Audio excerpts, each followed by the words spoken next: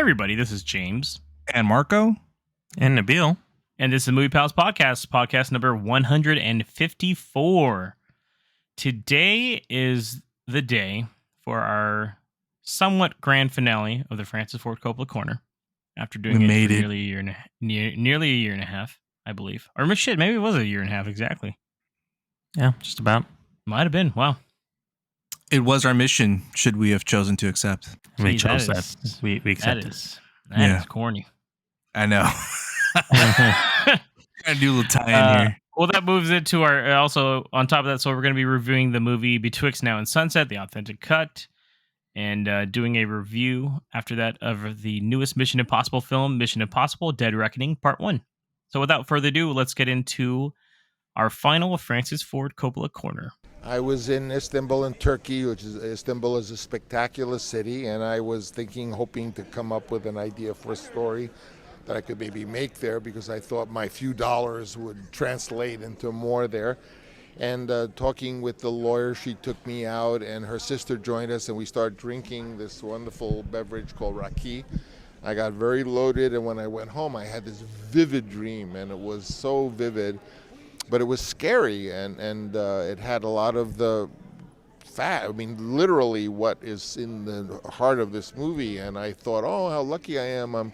I'm being given a scary story, and I'm going to be able to wake up and do it. I don't even have to write it, So if this is your first time joining us, spoiler alert, this is the last one we're doing of this until for quite some time, until Megalopolis finally releases. But we have reviewed every film since Dementia 13 all the way up until Betwixt Now and Sunset, authentic cut from director Francis Ford Coppola. So if you ever want to go back, or if Mr. Coppola's listening, take a look at those previous episodes, and we've gone through them. I feel like we've been pretty honest and thorough with everything. So maybe share us on your page.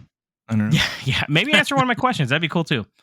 Looking like a psychopath out here. So every time that we do one of these, though, we have been giving trivia from the beginning to the end from the previous film. So our previous film was Tetro from 2009. So we have trivia from Tetro to Betwixt Now and Sunset, which technically came out in 2011, but this version we saw was actually released last year in 2022. It wasn't released until on physical and digital this year, 2023. So this is actually pretty up there for being up to date for once for us, I guess. So we're going to give you some trivia, give you a review, and then we have a wrap-up section to go over the kind of culmination of the entire section itself. So, and like last time, Marco and I are enjoying some Coppola wines while doing the podcast. Absolutely. I don't know if you switched it up for you, Marco. I didn't. I stayed with the rosé, the Sophia, which I like. Without a straw, it's much better, by the way, just sipping it. I don't know why I had a straw. I bet. Yeah, I feel like it's more like a gimmick with the straw.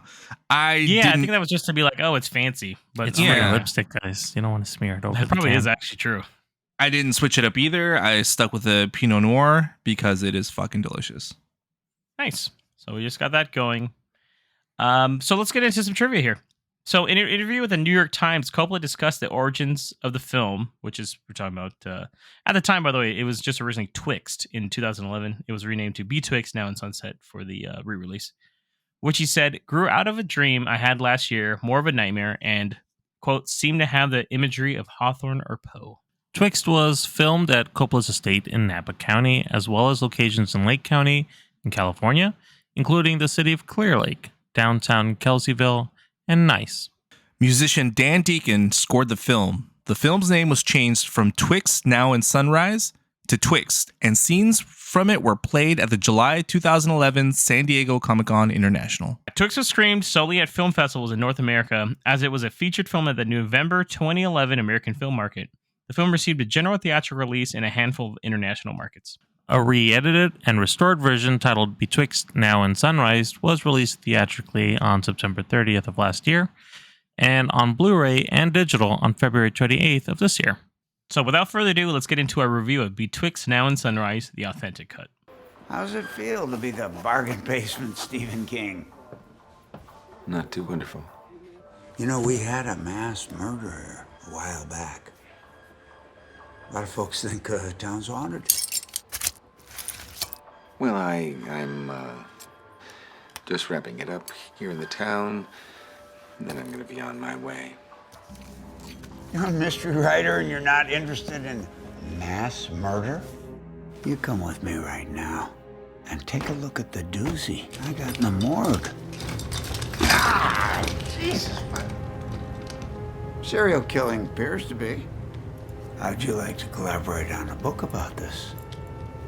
You and me. I want to write something for me, something personal. Does that make any sense? I'm not going to write another witch book, and that's it. And I'm stuck here, trying to come up with magic numbers to make it all work out and put food on the table.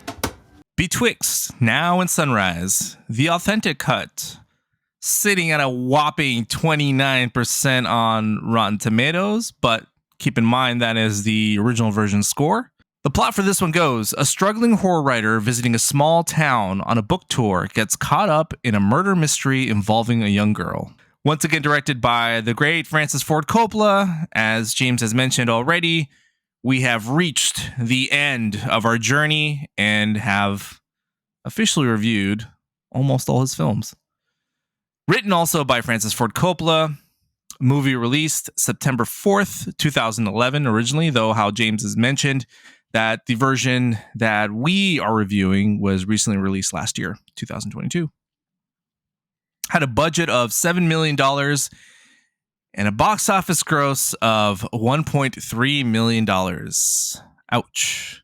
I mean, I'm not shocked though. If this was really just screened, like, and we talked about it even last time, he wasn't in it to make money anymore. Yeah, this wasn't for me. And besides, $6 million of that budget went to Val Kilmer for his stellar acting. Like, he demands quite a bit here. Of course. So, big name. And yeah, I know. I heard Francis Ford Coppola loud and clear in his last movie, the message about not caring about making money anymore. So this one stars Val Kilmer, as Nabil has mentioned, as Hall Baltimore, Bruce Dern as Bobby Legrand, Elle Fanning as Virginia V, Ben Chaplin as Edgar Allan Poe, Joanna Wally as Denise, Dan Novello as Melvin, and David Paymer as Sam Malkin. Also stars Alden Ehrenreich as Flamingo, and Tom Waits returns as the narrator. This is like an alley-oop. I was like, oh, shit, is that Tom Waits when I heard him talking? Yeah, he comes back. Like, oldie but goodie. Let's go. What a way. Staple, baby. Yeah, what a way to bookend, the filmography Well, up until this point. Not yet. Yeah, up until this point. Yeah. We'll see what happens with the next film. Like, I'm assuming Tom Waits is in Megalopolis, right? He's got to be. Yeah, absolutely. I'm full blown expecting it, so better not be disappointed. As with all the Francis Ford Coppola movies we've reviewed up until this point, we go over any history we've had with the movie and if we've seen it before. So, with that said, I think I'll start this time with our MC, BDJ. What's your history with Betwixt, and have you seen it before? No, I've never seen it. I don't think maybe I heard about it only because of this all. Mm-hmm. Like when we had originally decided to do the whole Coppola thing, I think that's probably when I found out. Or maybe I'd seen like something about it before. I don't know. I've never seen it though, obviously, but it was one of those movies that just kind of snuck up on me. I mean, it's a late Coppola film, so I'm not shocked that I never saw it. But yeah, this is first time viewing, and obviously for the director's cut on top of that too, first time. Right on. What about you, Nabil? Have you seen Betwixt before? No, I've never heard of it. I want to say similar to Tetro from the last pod, it might have been a film's box cover that I saw at like the Blockbuster or something like that way back in the day. But I never gave that a second look, like never was interested or was like, oh, I want to see what this is about. So no, I've really got no history with this film at all. How about yourself, Marco? Well, we got the trifecta going. I've never seen the movie, never heard of it. Same goes with the re-release director's cut. My first time. Yeah, it's like you would have thought I'd know with like Val Kilmer and Elle Fanning, but right. Those were some big names for the time. Maybe not Elle Fanning yet, but Val Kilmer. She was up and coming, yeah. That was, and then Bruce Dern too. I mean, that's Bruce a pretty Dern, big name, always man. a solid. Val Kilmer. This is kind of his like lull period in the like early 2010s, where he was kind of like doing these not so great films. Yeah. So Yeah, that makes sense. And I guess it's like he wasn't sick yet either. So no, not yet. this has got to be like near the end though for him. Like there wasn't much more in between this and to when that happens. Right. Sadly enough, no. Yeah. So with that said, Nabil, what did you think of Betwixt? What can I think about this movie? I will tell you from a positive standpoint, I think it looks pretty nice. Like for it being an indie film, I liked how it was shot. I definitely saw Coppola in this movie. Some of the I found it interesting. Some of there's like video calling here, and I liked how he kind of did the screening of the individuals that they were looking as if they were looking at us in the camera, talking to us in the camera instead of like looking at a camera on a camera kind of thing. Mm-hmm. So that was really nice. The imagery, the black and white, the color, the usage of color in some of the I don't know if they were like really dream sequences, all the kind of shots that he did over there, that looked stellar. I really enjoyed it and was kind of unique too, especially for this film. So that was visually striking. It's a very visually striking film, especially for a low budget indie. I got lost quite a bit in the plot. I think the acting, especially for who's here, Elle Fanning, Val Kilmer, and Bruce Dern, I didn't feel like I was getting what we're used to seeing in their other films for some reason. I don't know if that's just a direction or if it's by choice, but it didn't really seem of like very strong acting from these, like very top actors in some other films that we've seen them in. So that was a bit surprising. And the plot was just very thin. And the parts that we were going to, I couldn't really figure out and I don't know if that's because of this cut, because I know this is obviously like him re-editing whatever was from the original. And he was trying to give something else. I know that there wasn't supposed to be something very strong as far as like a plot from A to B. It is supposed to be more introspective because and James, I think you can correct me if I'm wrong, it's in regards to like, is it his son or his grandson that passed away? And this kind of was a bit of an homage to that as well. So the grief that somebody's going through. Yeah. His son. So, I mean, I kind of got some of that. But I just, as from a film perspective, it just was a lot of nothing. Like it was going nowhere, but he was trying. I don't know if that's just supposed to be the visual representation of the emotions that he's feeling. Like there's just a lot happening and it's hard to put together. I don't know. But I really didn't like the story itself. No, that makes sense. What about you, James? What were your thoughts of Betwixt? I think I liked it a little more than Nabil. It's not great. I didn't think it was bad though. I think one of the points of it is that it is a very good looking movie. Cinematography wise, I think especially in the dream sequences, I actually liked every one of those scenes. Just the look of it all was really cool with like the reds and shit too. I really like the look of it. I watched this on like I own the disc on this one, and my Blu-ray player, I have a 4K one that it upscales everything too, so it's probably the best I can probably look, truth be told. Yeah, I agree though. The plot is confusing. I guess overall by the end we learn, it's about grief and like regrets and shit like that, but kind of sneaks up on you with that plot. I don't know if they were supposed to be more of a gradual fucking It's like in the last 5 minutes, James. Yeah. Oh, I mean, there's hints of it early on too, I guess, where he's typing. The full like exposition of it and everything just happens in the last 5 minutes. Which is funny because like that original part is not like the ending of the original cut, I guess. So this almost makes me think like, should we have watched that fucking original cut too? I was kind of thinking the same. I was like, maybe then we could at least do a bit of a comparison. They're missing like quite a few. I looked it up, like the differences, and there's like quite a bit more after that scene.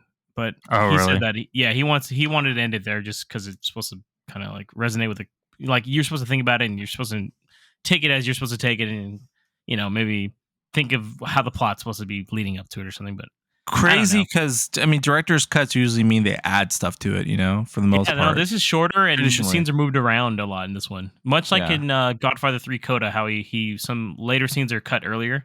Coda, he did the same with this movie. So I thought it was okay. I wouldn't mind actually watching the original cut now just to see like what the difference was, because it seems like there's quite a bit more, especially with Bruce Dern's character in the original cut. So I kind of actually want to see that. But I do agree. Bruce Dern is not used well in this film. Ellie Fanning is okay, but she's also kind of like I is the subplot of like the vampire shit and like the kids getting killed. Like I don't feel like it had anything to do with the overall plot by the end. But maybe in the original cut it has more. I kind of forgotten about it already towards the end. Yeah, but I will say this much: I love Val Kilmer, so I actually, for one of those movies where it's just like him just coming in randomly as a writer, I feel like this almost could have been like a Silent Hill like movie if you think about it. Like guy coming to a small town, falls asleep, things happen, and it's a sleepy town. Like just like Jaws 3D, I feel like I could fix this film too. Is what I'm trying to say. With a little bit more of a budget. So James and I had a whole conversation last night about how Jaws 3D could be remade into a better film. Oh god, 100%, dude. Totally random. I know. Just letting you guys know, like maybe we can get Spielberg over here to clean it up for him. No, he had nothing to do with the third movie. No, I'm just letting you guys know I could fix these movies. So, yeah, we have ideas. That's my opinion. Hey, I thought it was okay overall. It wasn't his worst movie, but it's not on the upper echelon of shit. But you know, yeah, it's a no for me, guys. I didn't like the movie, man. I struggled to get through this fucking movie, and it's not that long. It's like an hour and 15 minutes long. Yeah, so that says a lot. Yeah. So no. I agree. The cinematography is good. I have some sentimental opinions about Val Kilmer, obviously, but it wasn't enough for me to even remotely enjoy this movie. Man, the plot is just so weak. The acting, it feels so. It's a low budget, technically indie movie because he low budget filmed did it himself. Funded himself.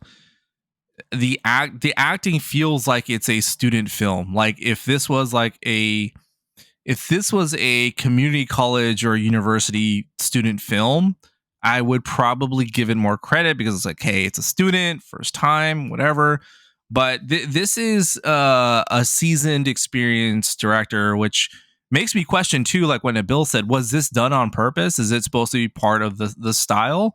If it is, regardless of what the reason is, it didn't work for me. It just brought me out of the movie. Like I just couldn't buy into it. I was just sort of like, all right, they're just going through the phases, going through the motions, going through the lines. And honestly, like, yeah, the whole idea about grief and loss was hinted in there, but I don't think it was enough for the payoff to elicit any emotions. Like I felt bad. Yeah. Like, he lost his daughter in a freak accident and he blames himself because he was having an affair at the time. And had he not, overslept and gone boating with his daughter, maybe she'd be alive.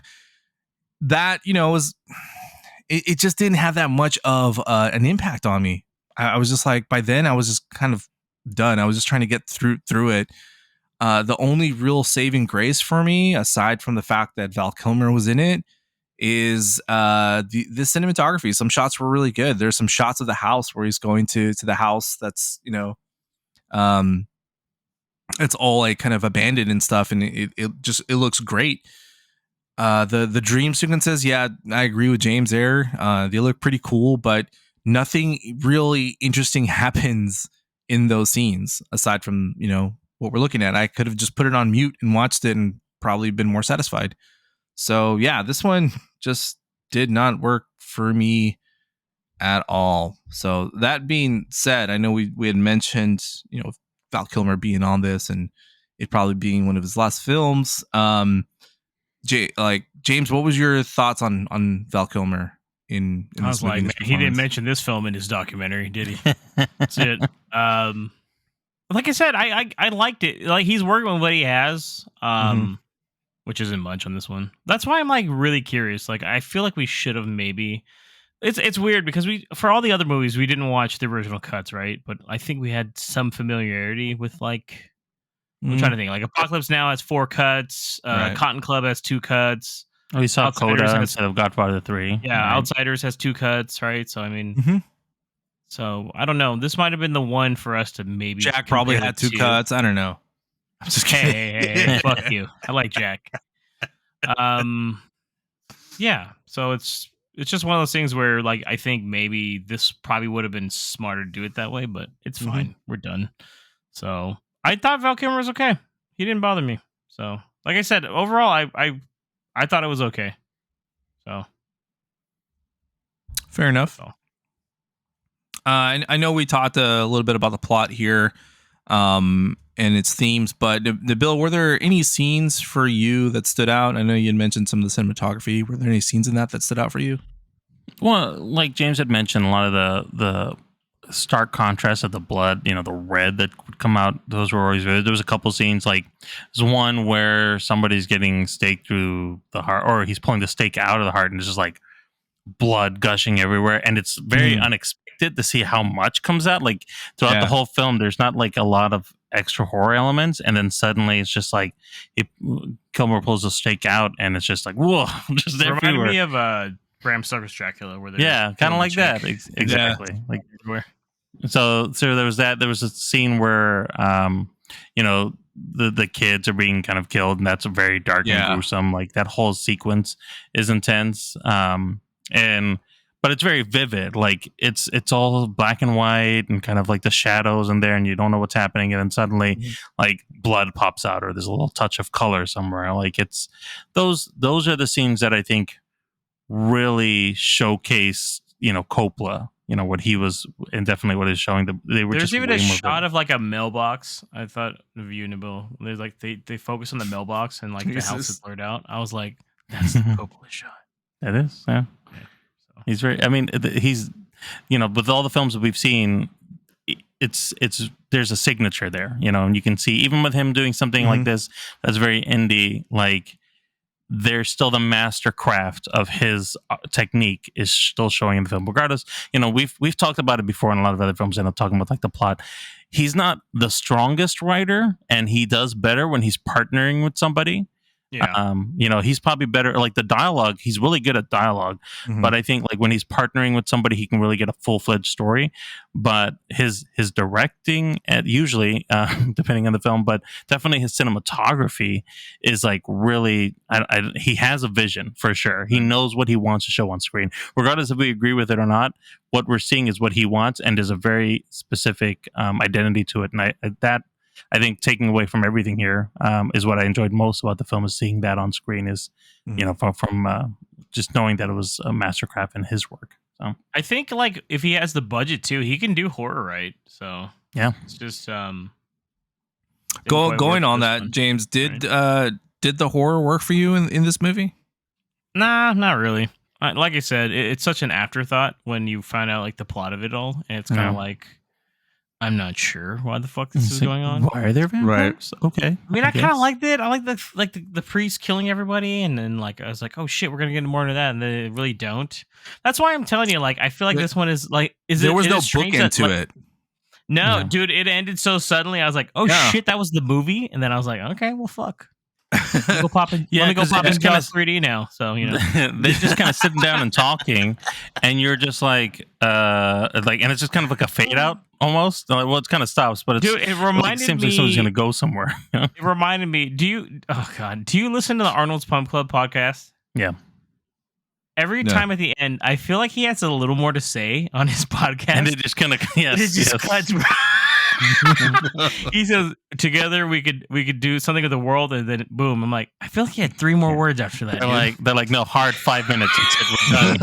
We'll get Arnold on. Every time he's like, "Together we can fix the world" or something like that. And then it just cuts. I'm like, I feel like he's gonna say something else, and that's exactly how it is in this fucking movie, where like he stopped and then they pull back, and I know that shot's extended. That's actually part of the thing, to hold back and show the cliff, and then the writing comes up.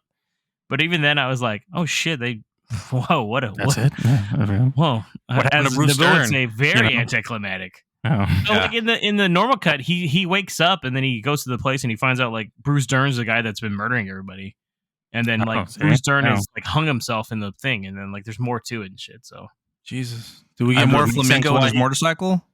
That scene is later in the thing too, by the way. Oh really? I believe. Yeah, that was weird, by the way. Alden Ehrenreich. I was like, oh shit, he was in 2 fucking Coppola films? Yeah, I was like, oh my god, right? Man. My 'Cause he man's would've back for been- more. Yeah, it was up and coming for him too. But yeah, those are. I agree, James. Like it was just like it just stops, and knowing that context from the plot, I think that would have served it better. I guess from what we're seeing, Yeah. this is more like the art house cut than it is like an actual film cut. No, I agree. And then it's Good just weird. points. Like Edgar Allan Poe's just like, okay, I don't really care, but okay, thanks. Just tells him everything. I was like, okay. Yeah, so, Nabil, did this feel like a Coppola film to you? Oh, I mean, yeah, this is Coppola all over again, for sure. Like I said, it's got his signature all over it. And let's be honest, we had mentioned at the beginning of this, he wasn't planning to make money off of this. It's a very small budget, relatively speaking. The only thing that really keeps it moving along is his name. To be honest, that's fine. You can not make money off a movie, but make it a little good. Well, no, that's what I'm saying though. Like his intent was like, I think he likes this movie quite a bit. He wants to make it the way he wants to make it. So he almost made this just for himself. He wants to make it a series, a trilogy. I'm like, oh my god. If you think about it, he almost just made it for himself, though. Really, like this is just like, hey, and then if you want to watch it, you can watch it. Like he's to that point in his career. Probably gave a guy, like free wine for like 2 years or something like that, and said, he gave him $7 million, and he's like, all right, thanks, I'm gonna make this movie now. I feel like I should have drank more wine while watching it. So, well, Marco, so you've been talking to us about it. I mean, like, what? Obviously, we know what you didn't like about it, but was there any redeeming quality for you? Was there anything that you felt like, okay, I get where you're coming from, Coppola, or were you really expecting more from him? I was expecting more from him, really, even for an artsy film like this. Like I've seen him do a better artsy film. We just did one called Tetro. That had more of a bookend, a full story, complete, and he did the same excuses you guys are giving, that he did it just for him. That's fine. Do it just for you, but I mean, that doesn't necessarily make it good. I guess I was just expecting a little bit more from Francis Ford Coppola because we've seen it. Maybe watching the original cut would have helped. It would have helped probably expand that whole theme of loss and grief, especially that reveal that Val Kilmer has. Like, I was watching it and I was like, oh man, that sucks. But I feel like I would have had like more of an emotional like reaction to it had it like just been executed a little better. There's just too many freaking, red herrings going on with the whole vampire cult and everything. And it's just like, maybe it's really necessary. I guess. So, maybe because we know more about Coppola though, is it supposed to hit us harder because it's like he's basically talking about when his son died in a boating accident too, right? Yeah. Is it supposed to hit us harder as like super fans at this point? We're like, oh shit, the whole movie was about his son. Yeah, Easter eggs. But yeah, like I see it. I just feel like, man, it was just missing just a little bit more. Maybe this is a movie that probably could have benefited from an extra 15, 20 minutes, just a little bit more. Probably, $15-20 million too would have helped. But I mean, all right, well, I'm just saying. I mean, the truthfully, what scenes were in Napa, by the way? I was trying to think. There's some of the dream sequences I'm assuming, right? I assumed, the scene, like, especially at the beginning where he's walking with her in the woods. That's in Napa, I think. That's definitely in Napa, yeah. I think. Yeah. Where they're partying, across the river. I think that might have been, like, somewhere over there as well. Nabil, that worked. The scenery did work for me. I liked it.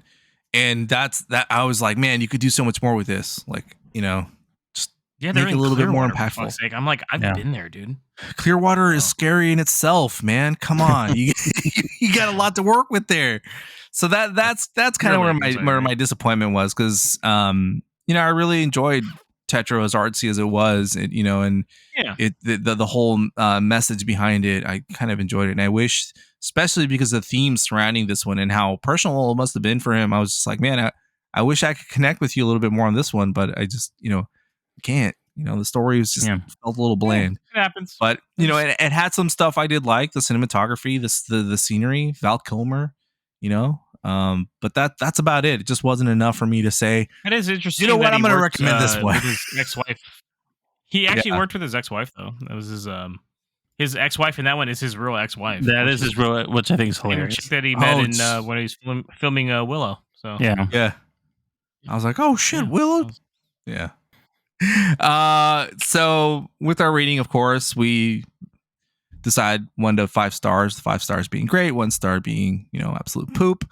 Go ahead and start with Nabil here. What do you rate Betwixt Now and Sunrise, the authentic cut? I gave this 2 stars. All right, it's pretty fair. What about our MC BDJ? What do you rate Betwixt Now and Sunrise, I the actually authentic gave it cut? 3. Like I said, look at that. I gave it 3. I didn't mind it. He's But I'm also on a weird he's headspace crushing his right now. wine can with one hand right now. I don't know what that means. Right He's to the just dome, he disintegrating. said. I don't Oh, know what that's about. he's just crying. Jesus Christ. Just disintegrating it. A lot's happened since the last pod, everyone. So. I rate this one unapologetically 1 star. Probably Look at those will not consecutive revisit numbers. this one. Yeah. 1, 2, 3. Look at that.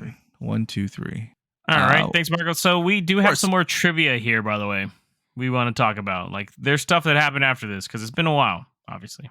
So in 2015, Coppola stated, "That's why I ended my career. I decided I didn't want to make what you could call factory movies anymore. I'd rather just experiment with the form and see what I could do and make things that came out of my own."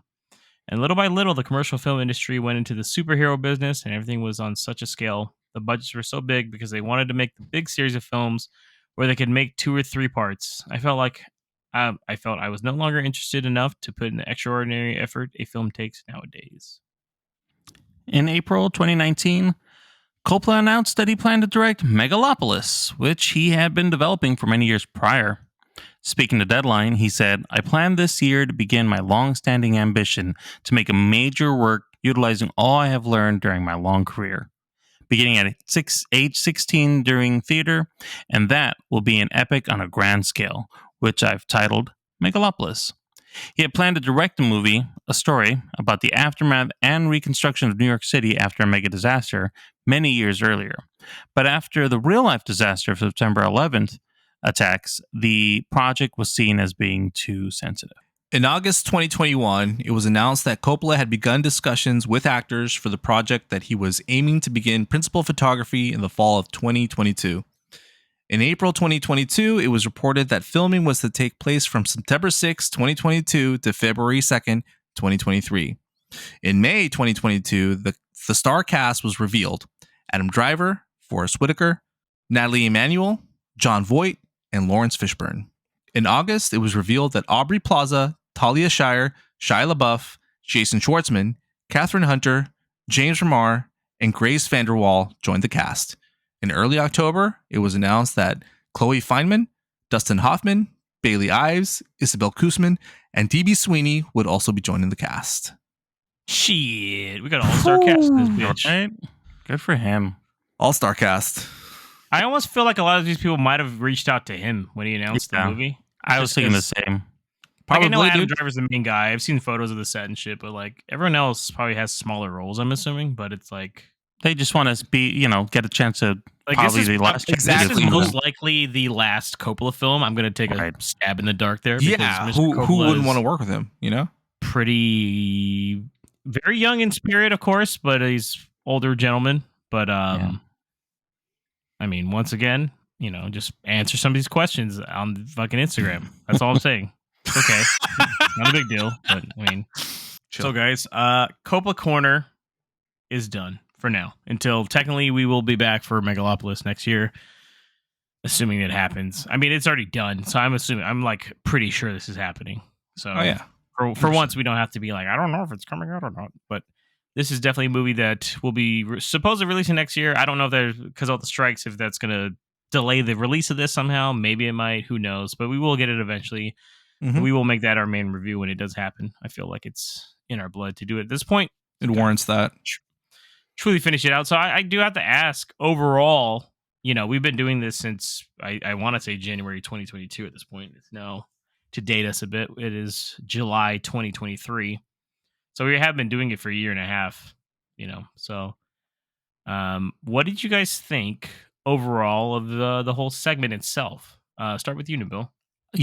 I think it was a really good segment. I got a chance to see the growth of, in this case, the director, and see, his technique really come to fruition. Even the films that, I'd seen before and didn't realize they were a Coppola film.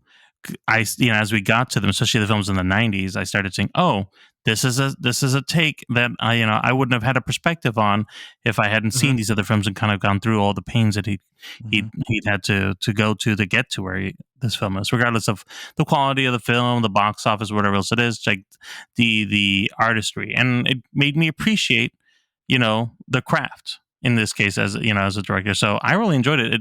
It's not something I'd ever done. I've watched movies, I've seen actors, go through their phases and everything, and it's nice to see that. But it's different, I think, to see it from like somebody who's behind the camera and seeing how that film is really kind of showing, has that signature of the director. And I thought it was a really worthwhile segment to go through. Nice. What about you, Marco? I absolutely loved it. I mean, I know I was just bashing this movie and all, but I love Francis Ford Coppola. I'm glad that we went through all his movies, the good ones, the great ones, and the bads. I think that he is a phenomenal director and writer, artist. I think that if you are artistically inclined and you do this and you see his journey, learn more about it, and the hardships he went through, I think you can relate to it. At some point if you've gone after any artistic outlet and felt the same criticisms he got, the same pressures he got, going against a certain norm in an industry, whether it be theater, film, or music, and trying to make your own out of it and succeed sometimes and fail at others. I think it's inspirational. I think that it makes it so the artist still continues to feel inspired, seeing that one of the greats has gone through the same types of emotions that what freaking garage artist has gone through, and it makes you think on the film industry and this this director, and it kind of makes you think that it's not necessarily, and this is probably just my opinion, it's not necessarily that this director went stale or stagnant. It's more just the industry changes just were not compatible with the artistic mind of this director. And who knows, if things were different, he probably would still be one of the, elites today. I mean, not to say that he's not, a great, but, there are directors that are well known today that, are, surpassing him right now at the box office. But it just kind of makes you, think on that a little bit more and appreciate his filmography that much more. Yeah, definitely. I echo what you guys say too to all this. It was fun going through it all. I've done it for other directors and such like that before, but Coppola had always, he has these huge films. You get The Godfather, Apocalypse Now, that we all know about. And it was nice to go back and start from the beginning to the end and really see like the emergence of him, of like how crazy it was, how young he was when he actually made The Godfather, and like how he kind of was always chasing that afterwards, especially after Apocalypse Now and Godfather Part 2. And I think there's a lot of gems in there, man, and I think there's a lot to appreciate, especially if you even looking deeper into that, like his friendships and stuff like that. His friendship with George Lucas was big on even getting George Lucas out there. Like without Francis Ford Coppola, there is no George Lucas. So he financed THX and American Graffiti, which led directly into his contract for Star Wars. So. And how many directors were inspired from that? So it's just the cascading effect of that. Yeah. Yeah. So like he was part of the, like we talked about, the Zoetrope kind of thing, him, De Palma, all these people. So I think it was a great segment. I had a lot of fun. I do need to ask you guys though, out of the Coppola things, like has your opinion on Francis Ford Coppola changed since we started this? Like from what you originally had probably maybe viewed him as a director? Nabil? I had already kind of held him in high esteem before, but I think it did grow even more so, regardless, because every film that he did, even the ones that he had to do for the money, just to kind of recoup losses or do something for the studio, like he still tried to make it his own. There was always, in every film that we saw, whether I liked it or you liked it or not, he had his style in it, and he did his best to make the movie, the best version of to feel proud of it. Even if he didn't always like everything he made or the project, he still did his best. So I appreciate that, and I still like the fact that it wasn't. I never felt, even the studio films, I've never felt that any of the films that we saw was him like having to sell out this production because of whatever. Like he still made it, as kind of not indie, but to as close to indie as he could without it feeling like it's just it doesn't have a soul. So I agree. I really kind of admire him for, which probably led to a lot of that. Not getting things done on time and over budget. I'm assuming fighting with execs, probably, the budget issues. Because here's the thing: everything we've talked about here and we've done throughout this whole segment, not once has that I can recall, at least, have we ever heard anything about like an actor coming at him, or or like a co-director or a writer like really having any bad blood with him. The fights that he had was always in regards to the studio or an exec or something else. Like people liked working with him and liked his direction, even if there was hardship in the sets at some like Apocalypse Now, or something like that. Like obviously there was challenges with the movies, but there wasn't a time where we at least discussed that there was an actor that said, I really hated working with him. I'd never do another Coppola film. Like only one I can even think of remotely is maybe Winona Ryder backing out of Godfather 3, but then he cast her anyway. Dracula right after it, so. Exactly. Yeah. True. Yeah, I think what about you? Great. Yeah, what about you, Marco? Oh, absolutely. It's changed of what I think of Francis Ford Coppola. Like Nabil, I always thought he was, a really good director, but now I see him as a great director. I see him as a great fucking artist. Truthfully, he's one of the dying breeds of a true artistic director, one who will not, for the life of him, let his art suffer for the sake of money or profit. And it's very rare. I think a quote that we just read that sticks out with me is when he said, I decided I didn't want to make what you would call factory movies anymore. I would rather just experiment with the form and see what I could do.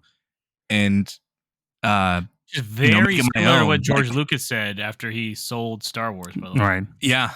Like he the very fact that he could easily make any genre, and this is from watching his entire filmography, he can make any genre with his eyes closed easily and make it Hollywood perfect. But he didn't want to do that. He wanted to challenge the norm and take film in different directions. And that's why we got The Godfather. That's why we got Apocalypse Now, like we wouldn't have those movies if he wasn't, forward thinking like that. And that's why I say, it's the industry that really kind of betrayed him than the other way around, because who knows what he could be making if they just weren't focused on, let's go for the most profitable, genre right now, rather than let's see what this guy can come up that's new. So no, he's definitely up there with the greats, in my opinion.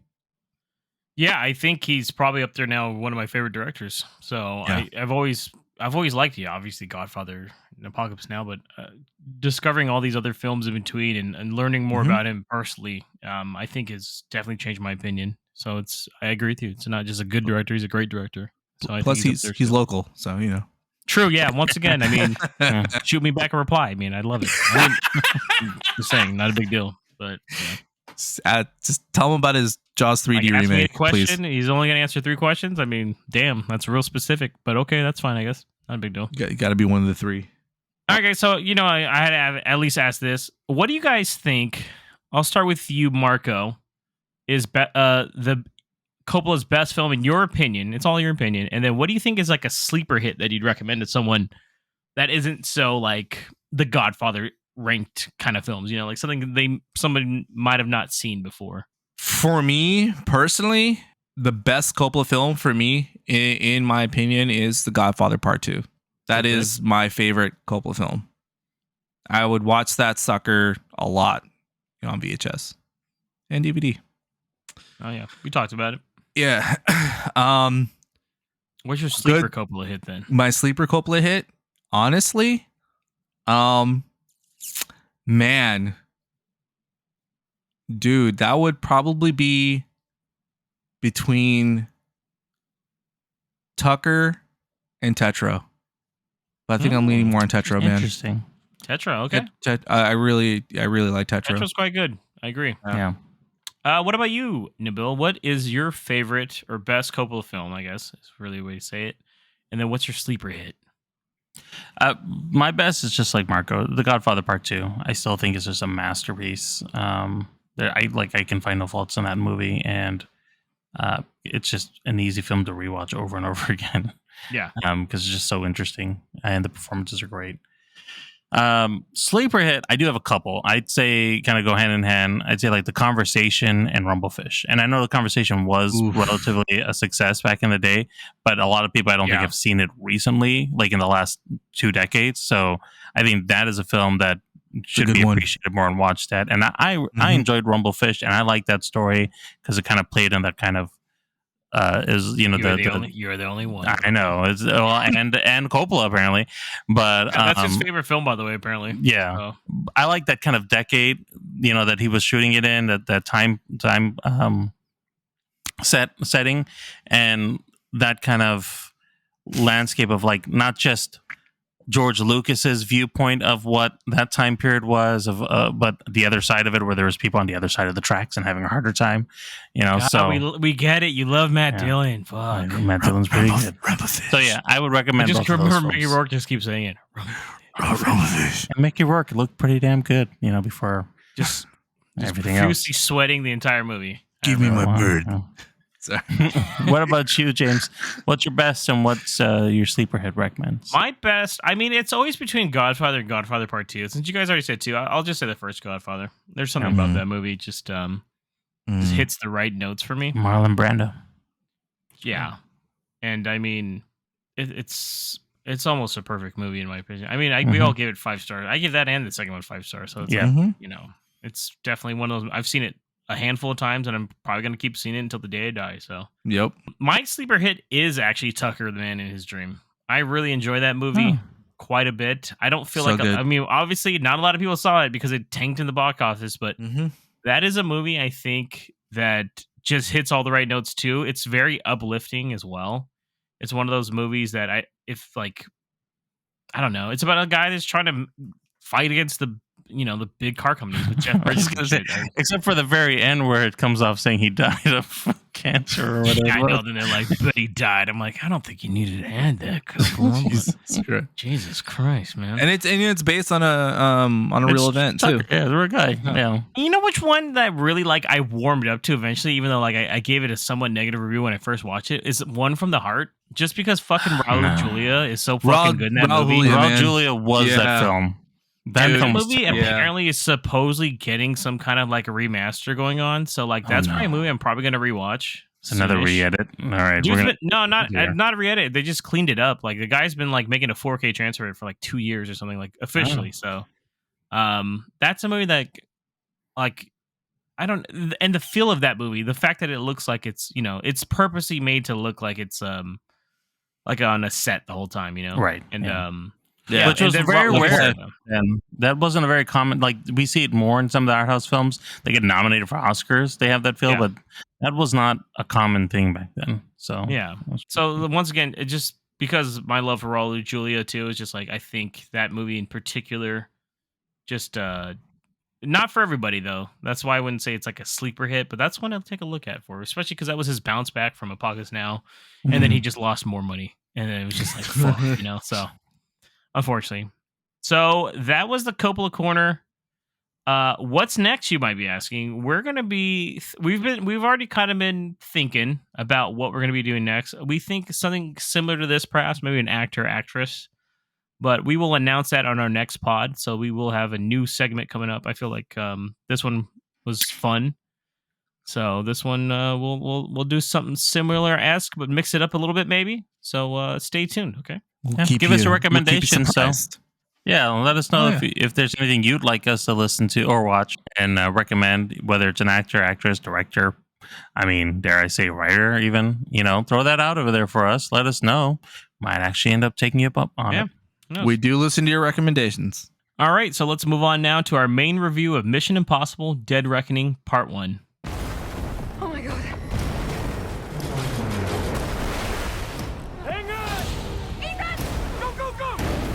Audiences and critics can't believe what they're seeing. Listen to me. The world's coming after you. Stay out of my way. Tom Cruise has outdone himself with a 99% on Rotten Tomatoes. Yes! Mission Impossible Dead Reckoning is filled with holy shit moments. What is happening? This is why we go to the movies. Oh, I like her. It's pulse-pounding. It will rock your world with jaw-dropping action. Is this where we run? Go, go, go, go! Probably. It's one of the best action movies ever made. What more can I say? See it in the biggest, most seat-shaking theater you can find. It will take your breath away. Mission Impossible Dead Reckoning Part 1. It's currently sitting at a 96% on Rotten Tomatoes. The story goes, Ethan Hunt and his IMF team must track down a dangerous weapon before it falls into the wrong hands. This is directed by Christopher McQuarrie, who of course have done quite a number of other MI films, Rogue Nation and Fallout, as well as a 2012 sleeper hit, as we talked about earlier, Jack Reacher, which I enjoyed Loves thoroughly. that Tom Cruise. Yeah, Loves it's a that good movie. This is written by Eric Yenderson, who did Band of Brothers and The Big Band in Ithaca, as well as Christopher McQuarrie, who did The Usual Suspects. He also wrote Valkyrie, which I also enjoyed, Edge of Tomorrow, or Live, Die, Repeat. I don't know if you know the names, and He swapped it, yeah. yeah, and Top Gun Maverick. Once again, he loved Tom Cruise. Yeah, they're homies, and you know what? They're All a good right, you can pairing. tell. Yeah, they're a good pair. Of course, Mission Impossible is based on a television series created by Bruce Geller. This film was released and is currently in theaters as of July 12th, 2023. This film stars a big litany of characters.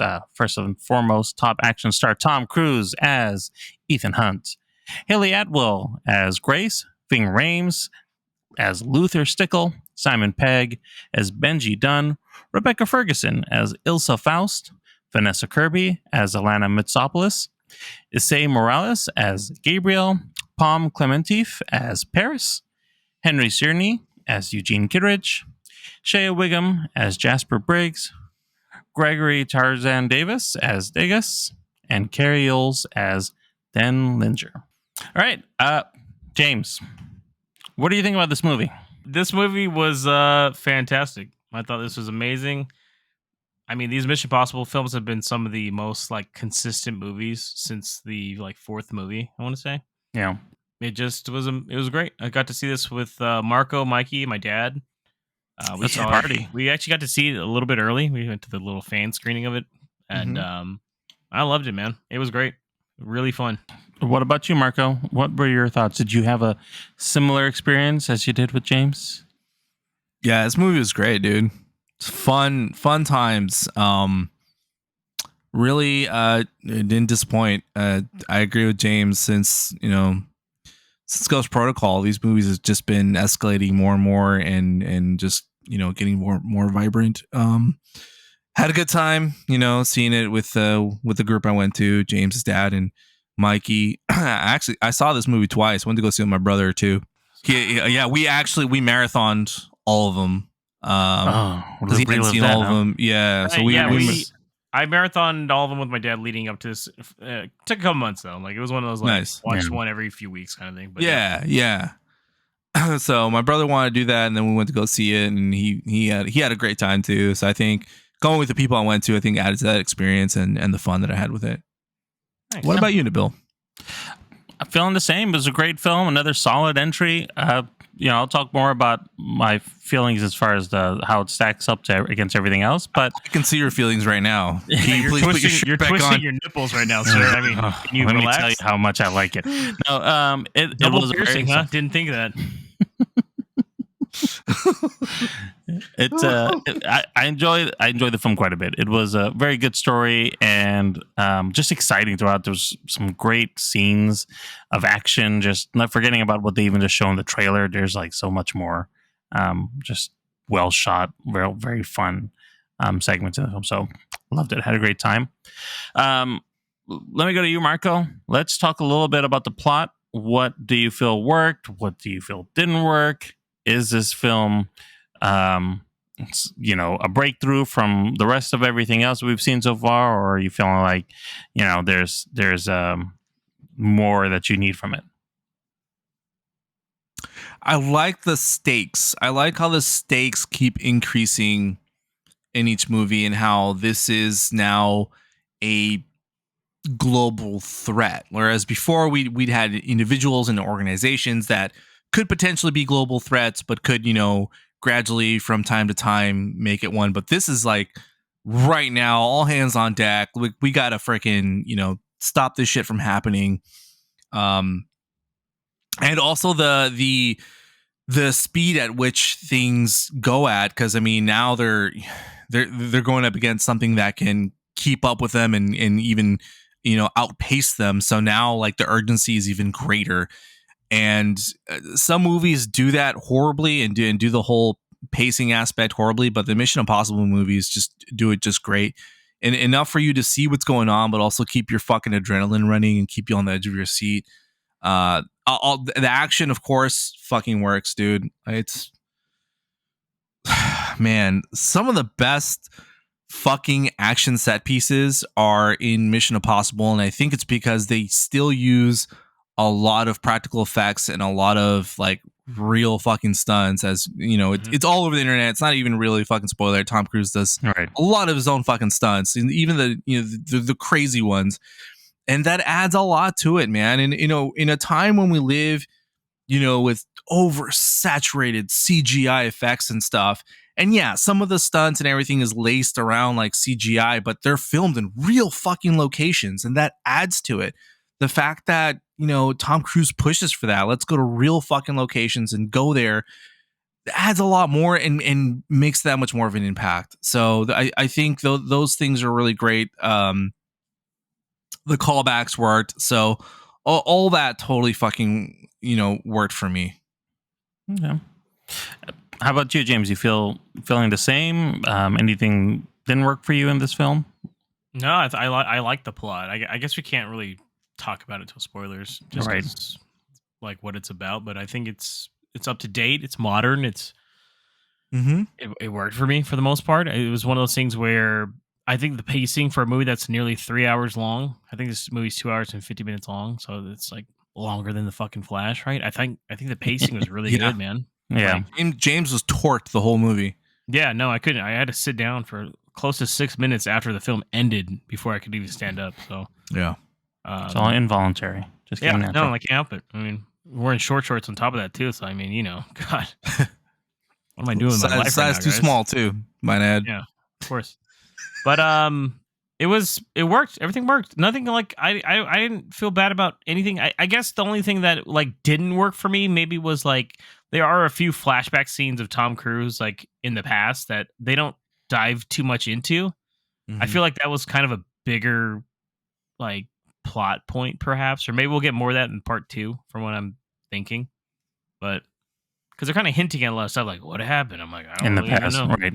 Yeah. A lot of shadows in these scenes. I don't know. And you tell me, like, how the fuck does he know Gabriel? Right? It's before part 1. Was he like?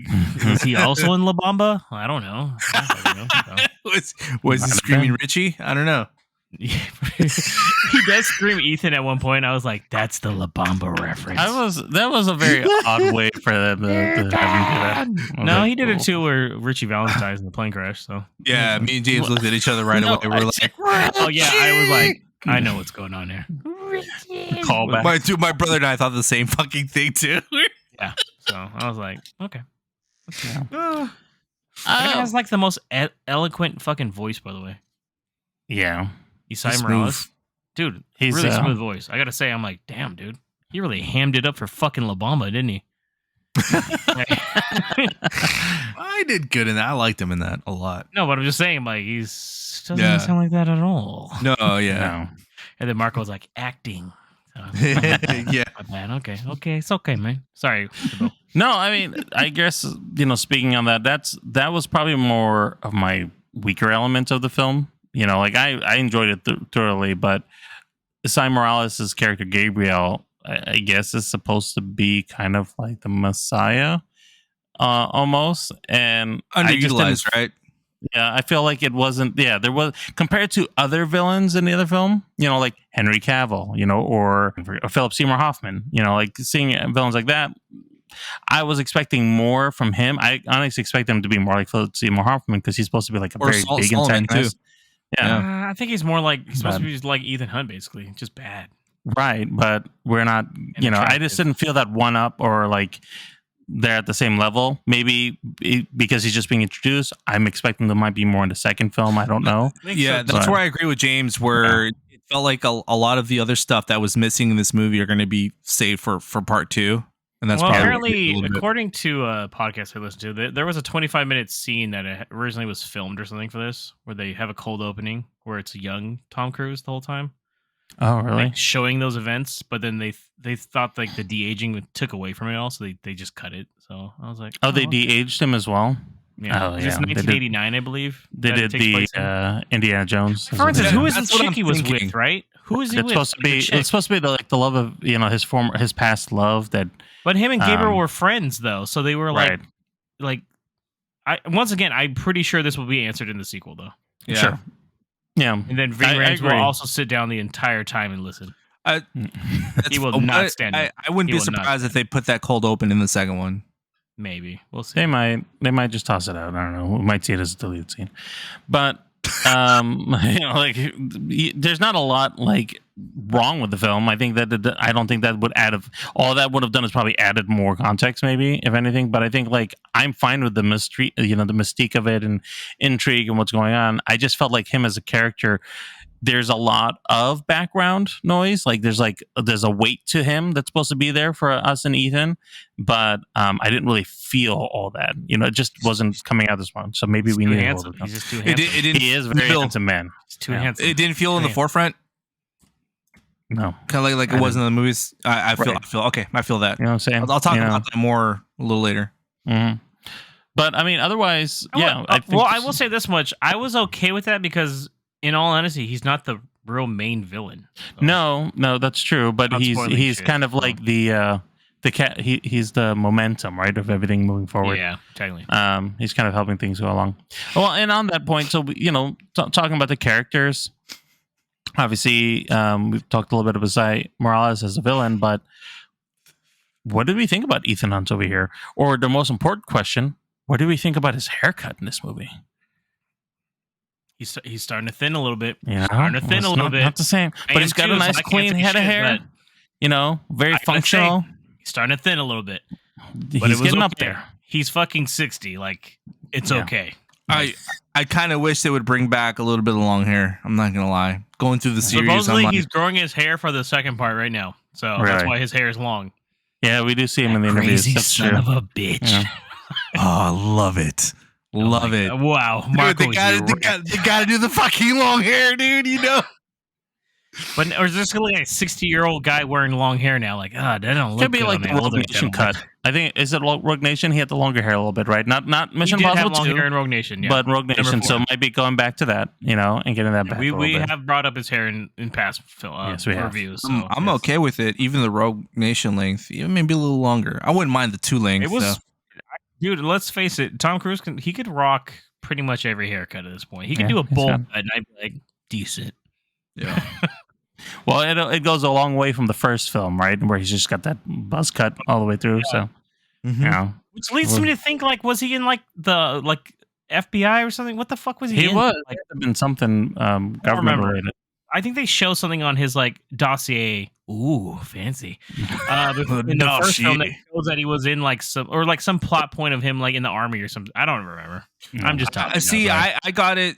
I got the instinct that everyone who's been kind of recruited in the IMF has had a shady criminal before.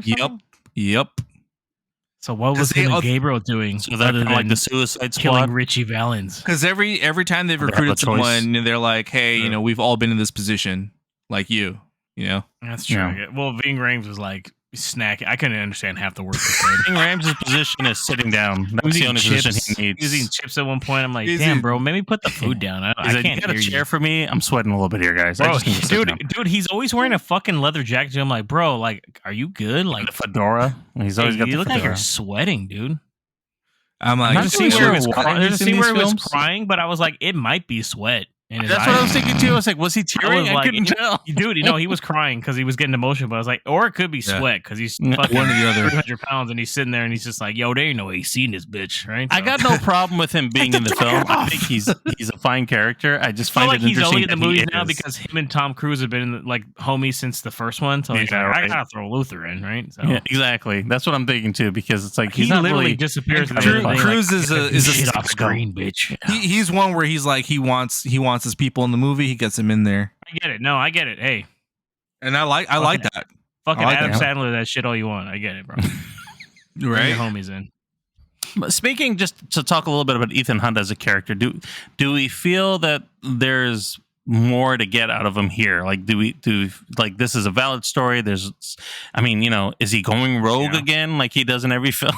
Like, is there? Do we feel there's real motivation here? Does he go rogue in this movie? I don't think he goes rogue in this movie. He's not doing what he's supposed to do. He's supposed to turn over the keys. Yeah, technically he does go rogue.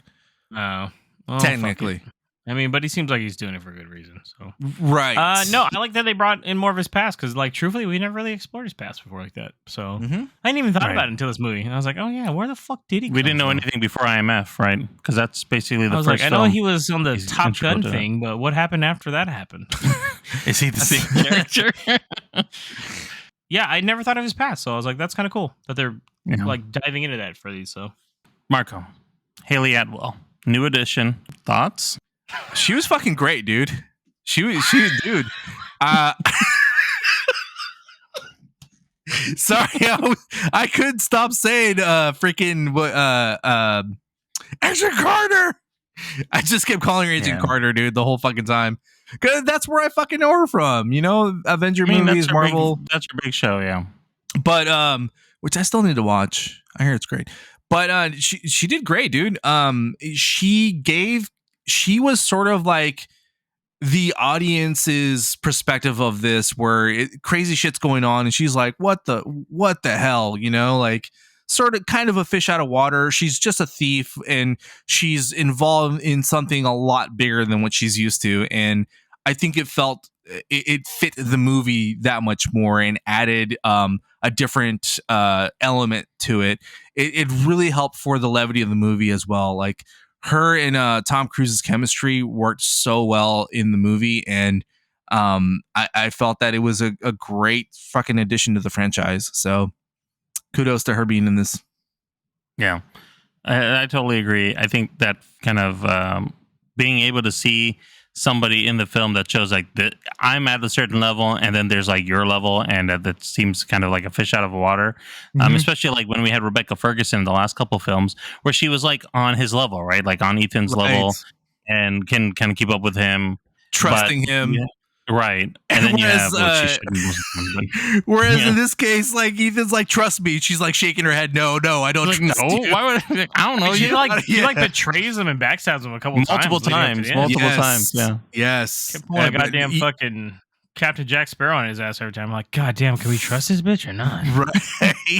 I was like, Jesus Christ, dude. Ethan falls for that, though. He falls for that. He's like, you know what? I like being betrayed by you.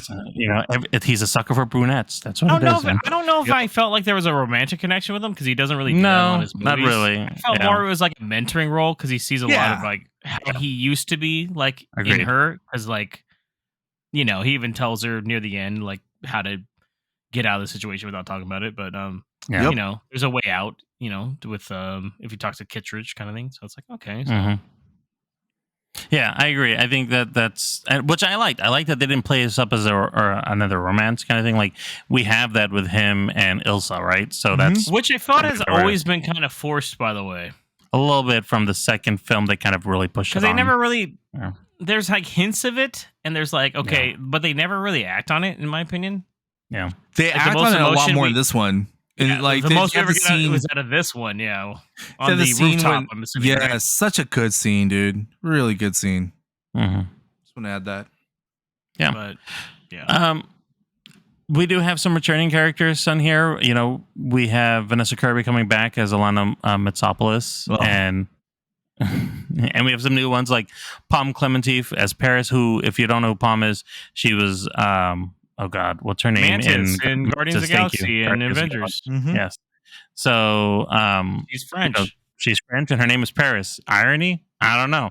But James, what did you think about some of these added characters in here, or the return of even Alana coming back in this film? Like anything? I mean, she was anything cool. unique there? Like I like it that they have reoccurring characters, especially because the last time that we saw Alana is like, she's Max's daughter from the first movie, which is not very clear. I guess a lot of people don't understand that, but she works.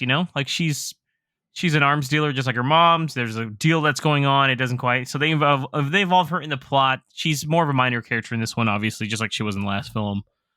Paul Klementov, she's basically a fucking Bond villain, which I liked a lot. Actually, I didn't hate that. Yeah, no, it was cool. She got, does a lot of makeup stuff on at one point, which was kind of cool just to see her do She's that. menacing as fuck too.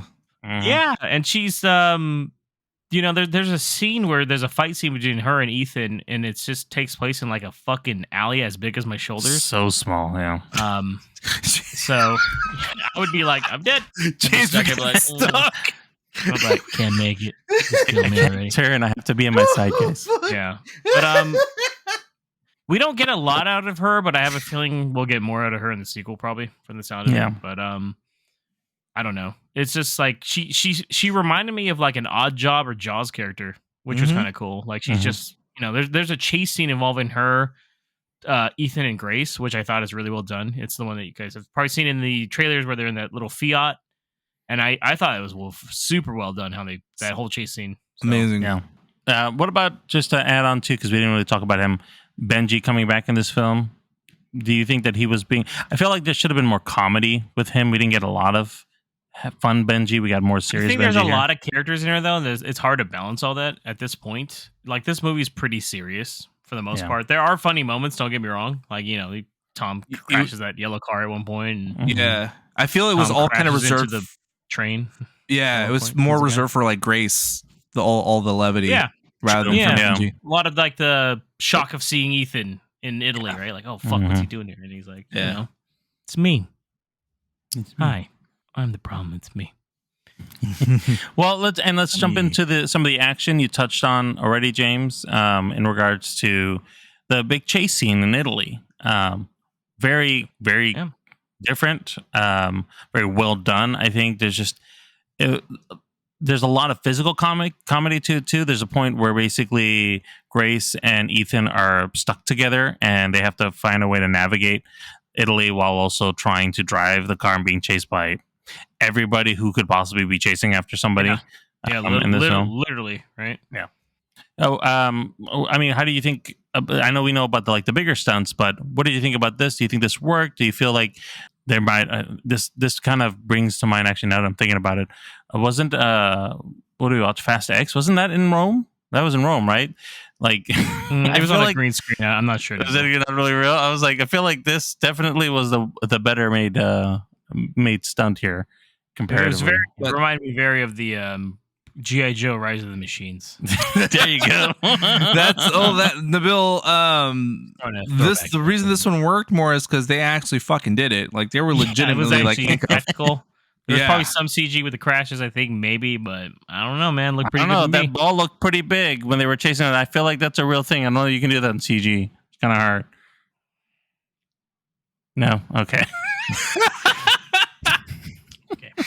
I mean, it's okay to use CG, but not use it sparingly. Mix some actual like real stunts and practical effects, and I think that's what made this scene stand out the most. It's one of like the most.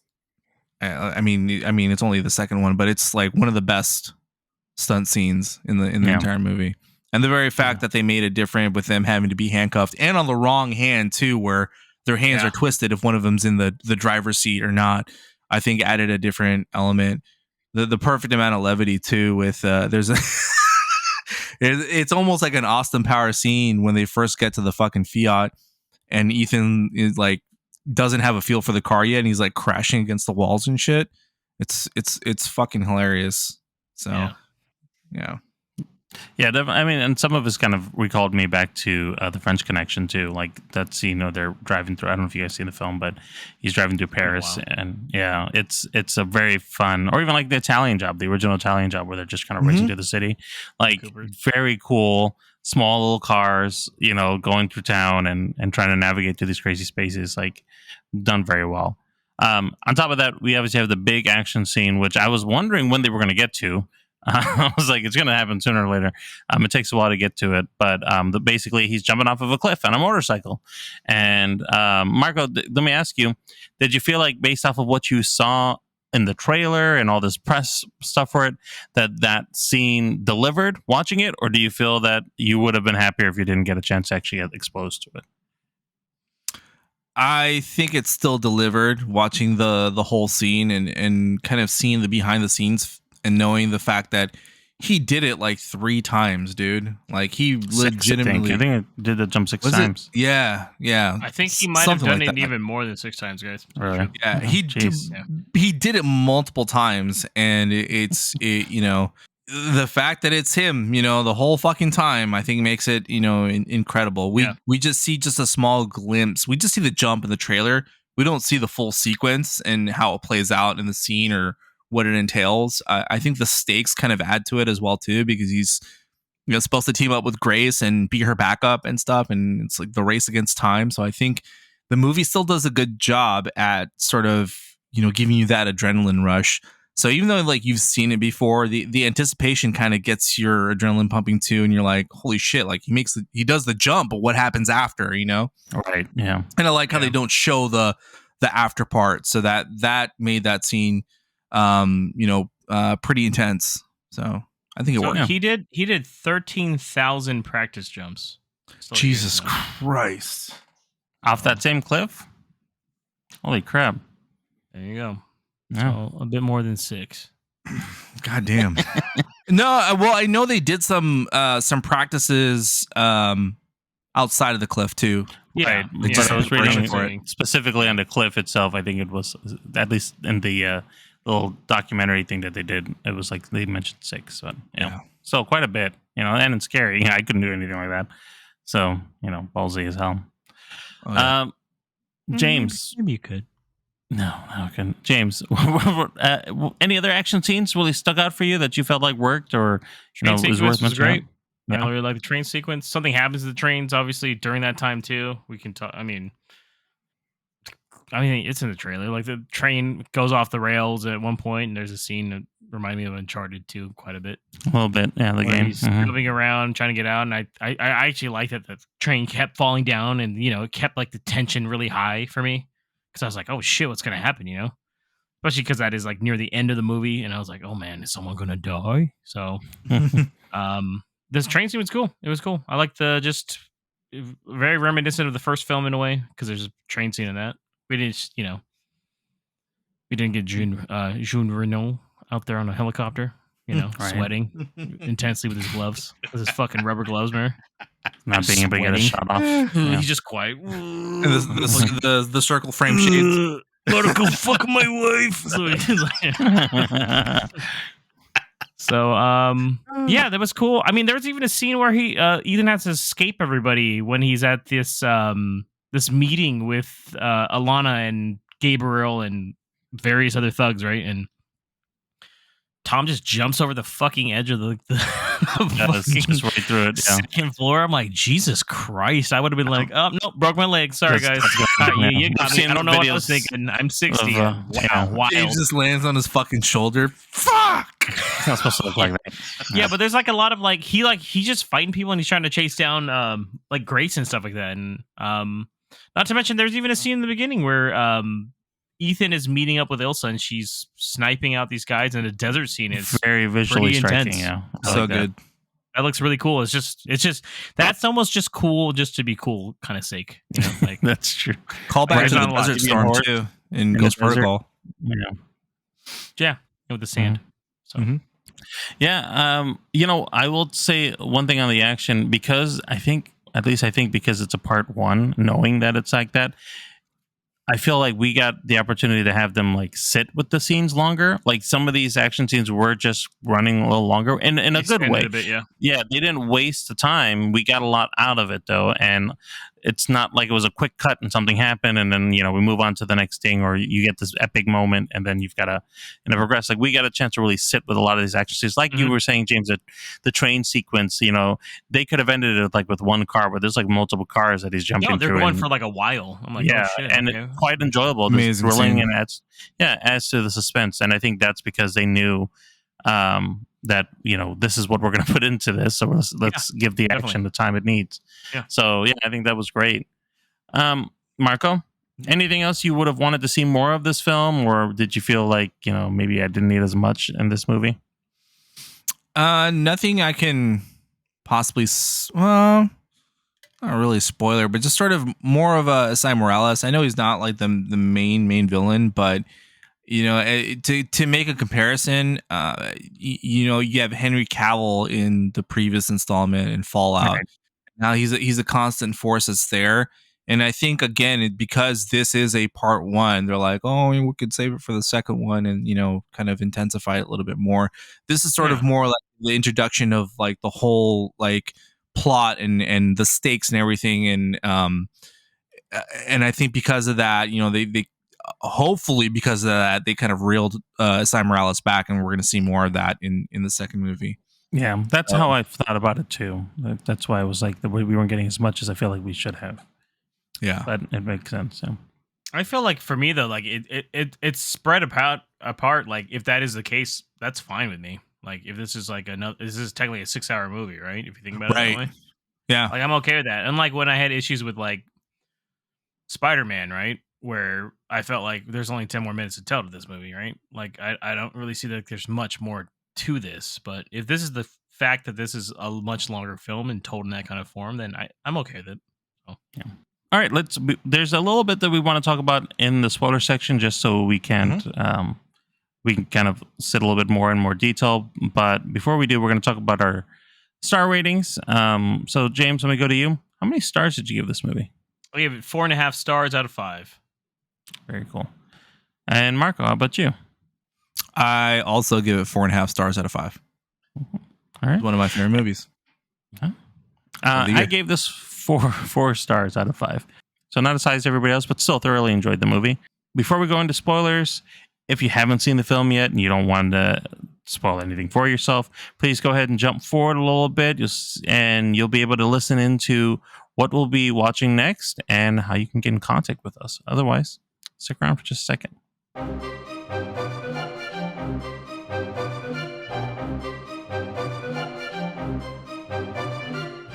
Okay, so spoilers. We've been kind of skirting around it, but Asai Morales is not the main villain. The main villain is a rogue AI named the Entity. Sorry. Rehoboam. Sorry. Chat GPT, you crazy Siri, son someone, of a bitch. So the Entity, the big baddie, basically it's I want to say sentient or an AI that gained consciousness somehow. Yeah, it's aware of itself. And it's basically using it's found like a fault in everybody in some way that can kind of help motivate them to do the things that it wants them to do. And so in this case, I don't know if it's really trying to take over the world or if it's trying to control the world, but Ethan is being tasked to find these keys that open. During the film, they don't really know what it opens, but we know that it opens essentially the core of where the AI is, and they want to. That's submarine in the bottom of the Arctic or some shit. Arctic soldier, circle. Are we gonna get snow fights in the next one? Oh my which I think will be kind of cool. I'm looking forward to that. Or submarine fight. Yeah. And so that's the only place supposedly where they can deactivate it or kill the entity. So you take it over or kill it, and Ethan wants to just kill it because Ethan's a good guy. Which is the reason why Ethan is kind of going rogue, because everybody else wants to use it for their own means, and he's like, no, this shouldn't be in existence. Right. No one should control this.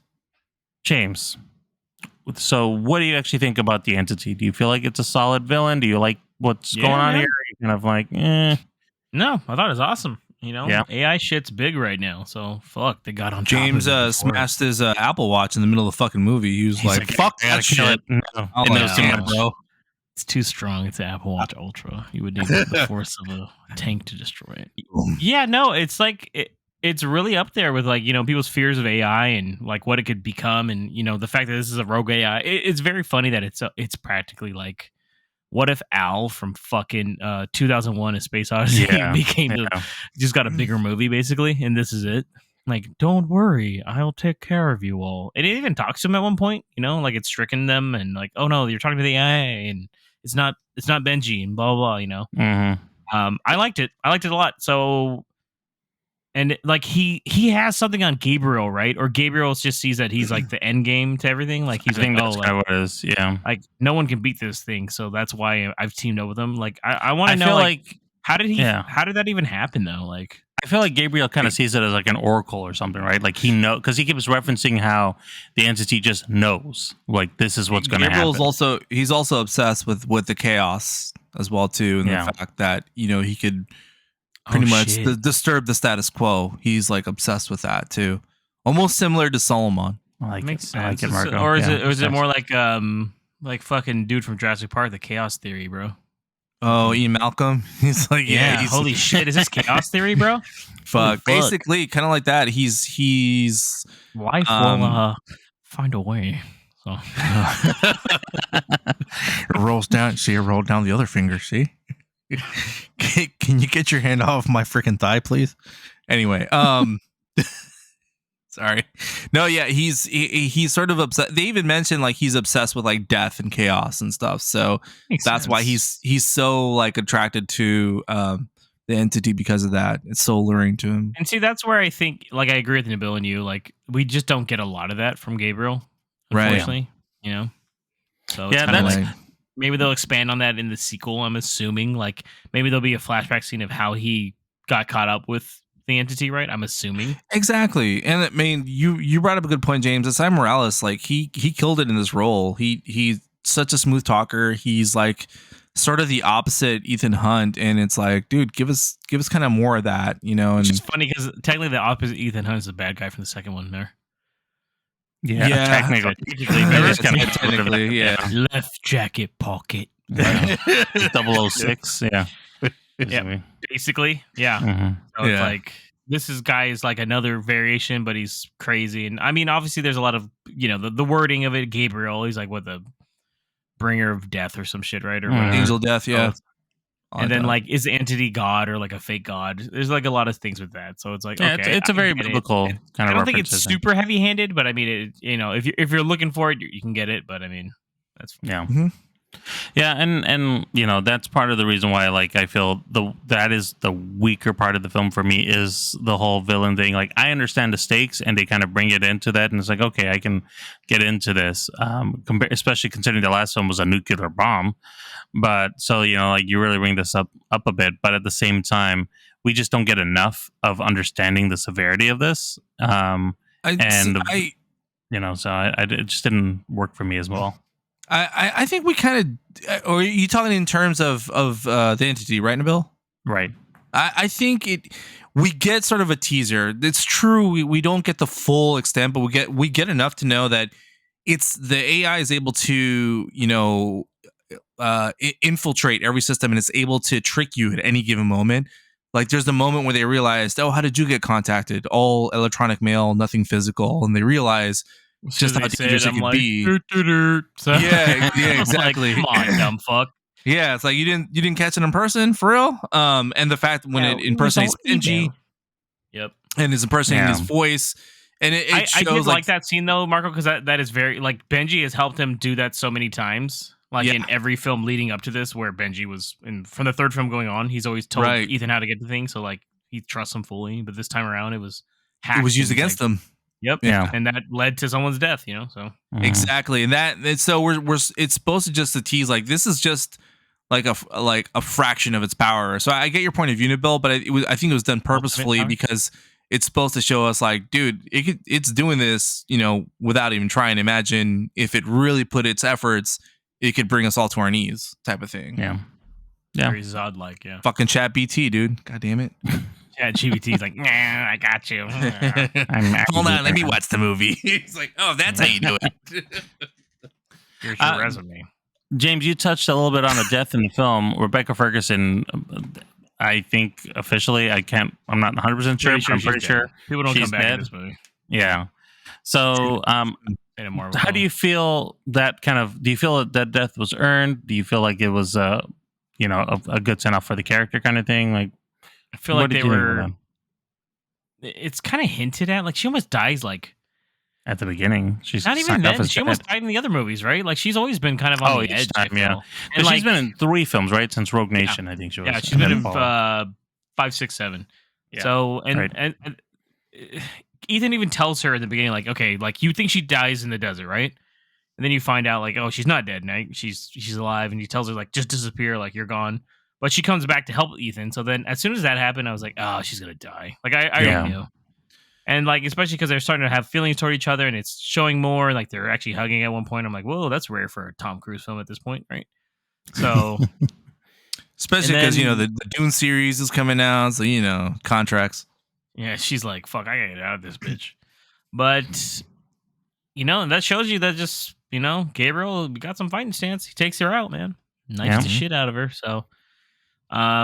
It didn't hit as hard as because I've never really connected with Ilsa, no offense to the character, and it's almost like they brought in Grace to replace her. That's how I kind of feel. That's how I felt about it too. Like sorry, she's even too much on his Ilsa's level. Actually younger than Grace in real life. Is she really? Yep, by a couple years. That. So whatever. So it was like okay, so it's almost like they replace it, but that's why I'm also saying I don't feel like there's a romance between Ethan and Grace. I don't think he does that. It's not like a James Bond thing with him. Like he's never. No. They tried the James Bond thing in the second movie and they never went back. Basically, they didn't work. But they always sort of hinted it between him and Ilsa. There's this unspoken connection that they have. And leave with her, right? And and that's when I knew she was gonna die. Also, James, as soon as they had that scene on the roof, I was like, she's like, I've never been here before. And then me neither. It's the one moment where they actually let go and like show each other emotion, whereas the other times they're just sort of like trying not to. But dude, watching them recently and watching them like kind of back to back, it did kind of hurt a little bit. I was like, God damn it, dude, she was part of the fucking team. But the fake out kind of ruined it a little bit. I'm like, yo, man, where's everyone else? Where's Jeremy Renner? Where's Jeremy motherfucking Renner? Well, I mean, my man's my man's cheated death, so I mean, he's due, man. He's due. Yeah, but where's the chick for the third movie? I don't know where fucking anyone is anymore. Yeah, true, huh? Yeah, Russell. In the fourth movie, where's she at? She dead? Yeah, probably. Where's the kid from the third movie? Where the fuck's everybody from the third movie? Where are you? It's just Luther and Benchy, dude. And then, Luther takes up screen space. We get it. Like, we can't have nobody next to him. He's hands deep in a bag of fucking Doritos right now. Bro, he was eating Cheetos at one point, just looking at his fingers. I'm like, did they keep this for a fucking reason? When they asked him, were you close to Elsa? He was like, yeah, she brought me a bag of chips once. He's like, you ever been to Burger King? Yeah, well, I was a Burger King. And I was like, I don't know if that made sense. But he's a big black dude. No one's going to question his ass. So like, oh, okay, that's cool. Thanks. She's like, what the fuck did that mean? And then just kind of, obviously we know this is a part 1. They made it very clear. But what are you guys looking for a part 2? Like, what are you hoping to get out of this? Hope maybe bookend of the whole thing. Maybe it's going to be just a cap into. I don't think it is anymore. I don't think it is anymore because Tom Cruise had an interview where he talked about Harrison Ford, right? Yeah, he wants to do as many as he can. Yeah. Yeah, so I was like, all right, well, I assumed Ethan would die at the end of these things, right, or something. Right. Because I was like, that's kind of the way these things go. But I'm like, if he's got 20 more years in him, fuck it, let's keep running these bitches back. So, do you feel, Marco? Is there anything you're kind of looking for in this next film? Outside of, I guess, closure of the main story. Just more Gabriel. That's pretty much it. Yeah, I want to see them more kind of, having these little teaser fights leading up to like the big main fight kind of thing. Real fight, maybe. Yeah. I want to. So I kind of want that. And more of an explanation, like James said, more of an explanation of the past too. Like kind of clear that up. Yeah, I agree. Like, Is there going to be Ethan like an underwater fight in this bitch? Is there going to be a submarine fight like Tomorrow Never Dies? So. That'd be kind of cool. Oh shit, Fuck, that'd man, be pretty cool. Ape right now. Also, like, I'm curious what the death-defying stunts are going to be, and I say stunts plural because, like, I think ever since Ghost Protocol, there have been 2 in every movie now. So yeah, Simon Pegg said that, like, if you thought that this movie was crazy, because they've already filmed the big stunt for the next one. Apparently, he said it's even crazier. I was like, holy fuck. I read something that Chris McQuarrie was saying that the scariest stunt he's ever done was in this next film. He said bring 2 pairs of pants, and I was like, yeah, okay, all right, okay, I'll wear the diapers for that one. In James's case, bring 2 pairs of shorts. Yeah, he's like, make sure if you're wearing Daisy Dukes, you're prepped. I'm like, oh, all right, not bad. Shit, I'm just showing off the kneecaps now. I'm hoping that, like, you think Paris is going to join their group now because she's still alive? They're like, we got a pulse. So, like, is she going to join them? Yeah. Yeah, she signed on for another movie. She's in the next movie, so is she? Okay, she signed on for both movies. So yeah, if you look up the contract, you can ruin the films for you. Yeah, I mean, I would like to see her in there because she was a badass in this film for sure. Like Briggs and Degas, are they gonna be like, oh, he was right the whole time? I don't know about that. Degas was the guy that he's a new dude. He's like, maybe he's been right, remember? And then he's like, I thought that was very funny, that whole scene, and Briggs just looks at him and he's like, what the fuck are you talking about, bro? Yeah, like, are you on my side or not? I'm like, dude, is Degas gonna fucking join his fucking group? Is he gonna join the IMF too? I love their explanation of the possible mission force to the so funny because they know how ridiculous it is. Called? I was like, yeah, dude, it's ridiculous. I like how they finally confused it with like the real IMF too, and it's like, yeah, that's what I thought too. I was like, no, he calls it up. Yeah, he's like, not that one. So yeah, I think that was fun. Okay, anything more on this film? Anything else we didn't touch on that you guys wanted to talk about here? No, I would say if you're on the fence, go and see it. See it in the biggest screen you can see. There are IMAX scenes for this movie, so yeah, looks good, man. Yeah, watch it before Oppenheimer takes up all the screens. Yeah, true. You only have, by the time I edit this, you will probably have like a day to see this fucking movie. So good luck. I agree. IMAX, at least in IMAX. Sorry. If there's one action movie you want to see like this year, definitely this one. If you missed the John Wick 4, then go watch this one. Let's stop here for a moment to let you all know about Newsly. Newsly is an all-in-one audio super app for iOS and Android. It picks up the most trending articles on the web on topics you choose at any given moment and reads them to you in a natural human voice. For the first time ever, the entire web becomes listenable, all in one place. Browse articles from topics you choose and start playing. You can follow any topic as specific as you like, from sports, tech, business, science, Bitcoin, or heck, even the Kardashians. Newsly will find you the latest articles and read them to you aloud. They even have digital radio. Did we mention they also have podcasts from over 80 countries? Well, they do, and guess what? The Movie Pals podcast is there too. I started using Newsly as my default podcast player, and I can't think of ever going back. Download and use Newsly for free now from www.newsly.me or from the link in our description, and make sure to use our promo code TMPALS, that's TMPALS, to receive a 1-month free premium subscription. Newsly, stop scrolling and start listening.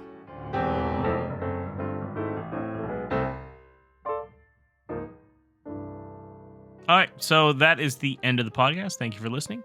Marco, tell them how they can reach us. Listen and follow us on your favorite podcast service. Trust us, we're on all of them. For a quick link to all our socials, visit linktree/moviepalspod. Thank you, and make sure to smash that subscribe button so you never miss an episode. Make sure to also stay tuned for our next episode number 155, where we will be doing a double feature review of Oppenheimer and Barbie. Thank you, Nabil. Until next time, this is James. And Marco. And Nabil. Have a great one.